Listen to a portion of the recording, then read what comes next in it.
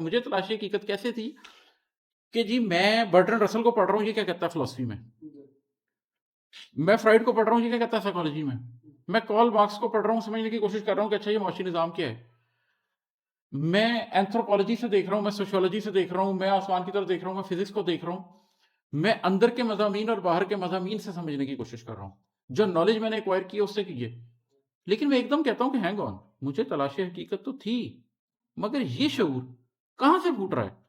یہ تو ان سارے مضامین میں سے کہیں سے بھی نہیں آ رہا، یہ تو یہاں سے پھوٹ رہا ہے، کہاں سے پھوٹ رہا ہے ابھی ذرا ٹھہرو، پھر آپ کہتے ہیں oh okay I need to take a pause. تو اب یہ پوری جو اشعار ہیں یہ بتا رہے ہیں کہ آپ کو کبھی، کیونکہ آپ پھسل رہے ہوتے ہیں اس لیے رکنے کی تھوڑی سی ضرورت ہوتی ہے، خود کو سمجھنے کی ضرورت ہوتی ہے. کبھی آپ پھسل تو نہیں رہے ہوتے، لیکن آپ نے آگے چلنا ہوتا ہے تو اپنی پچھلی ذات سے سلام دعا کرنے کے لیے، اپنی نئی شخصیت کو اڈاپٹ کرنے کے لیے آپ کو تھوڑا سا پاز چاہیے ہوتا ہے. کبھی اس لیے پاز چاہیے ہوتا ہے کہ آپ کا بدن جو ہے وہ تھک رہا ہوتا ہے. ٹھیک ہے، آپ روحانی سوچ کو لے کر اس بدن کے ساتھ ایک لمیٹڈ سکوپ سے ہی چل سکتے ہیں. اور کبھی اس لیے پاس چاہیے ہوتا ہے کہ آپ کو ساری حقیقت سمجھ گئی آ گئی ہوتی ہے اور آپ کہتے ہیں ہینگ آن، یہ تو وزڈم بھی کچھ ہو رہا ہے، مجھے ذرا رک کے اس کو سمجھنا پڑے گا.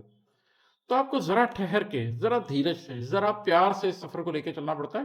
یہ 100 میٹر سپرنٹ نہیں ہے، یہ میراتھن ہے، سکون سے تسلی سے چلتی ہے اور لمبی چلتی ہے. ٹھیک ہے، ابھی آپ نے برزخ کا ذکر کیا تھا، وہ کیا ہوتا ہے؟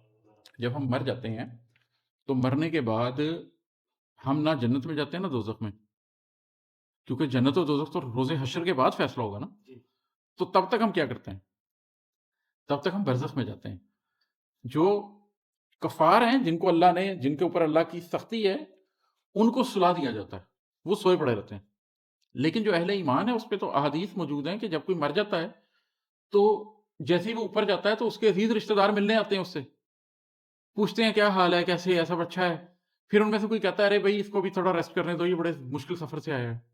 پھر وہ ریسٹ کر لیتا ہے تو اس سے وہ نا حال پوچھنے لگتے ہیں کہ اچھا فلانے کا کیا حال ہے دنیا میں، فلانے کا ہے، وہ بتاتا ہے کہ ہاں فلانا جو ہے بڑا ہو گیا ہے، فلانے نے یہ کر لیا. پھر وہ کسی کا حال پوچھتا ہے تو وہ کہتا ہے وہ تو میرے سے پہلے مر گیا تھا، اس کا حال تم کیوں پوچھ رہے ہو؟ تو پھر وہ اداس ہو جاتے ہیں کہ اچھا تم سے پہلے مر گیا تھا، ادھر تو نہیں آیا، وہ لگتا ہے اس کو دوسرے راستے پہ چلا دیا گیا، مطلب وہ نیکوں والے راستے پہ نہیں آیا. تو وہ جو ایک روحانی خواب کی سی کیفیت ہوگی وہ، جس میں آپ نے روحوں نے قیامت تک کا وقت گزارنا ہے، وہ برزخ ہے. یہ جو عذاب قبر ہے یہ کیا ہے؟ قبر میں کیمرے لگاتے ہیں، کبھی کسی کو عذاب ہوتا نہیں دیکھیں گے آپ. سارے مشرکین کی قبریں بعد میں کھدتی ہیں، کسی کی باڈی پہ عذاب کا کوئی سائن ہوتا ہے؟ آج تک کوئی باڈی ایسی ملی ہے جس کو دفنایا تو ٹھیک ہو، بعد میں کھولیں تو اس کی ہڈیاں ٹوٹی ہوں، اس کے جسم کے لاتھے پڑے ہوں؟ وہ عذاب کدھر ہو رہا ہوتا ہے؟ وہ عذاب اس ذات پر ہی تو ہو رہا ہوتا ہے، وہ جو اس شخصیت پر جو جسم سے نکل گئی ہے.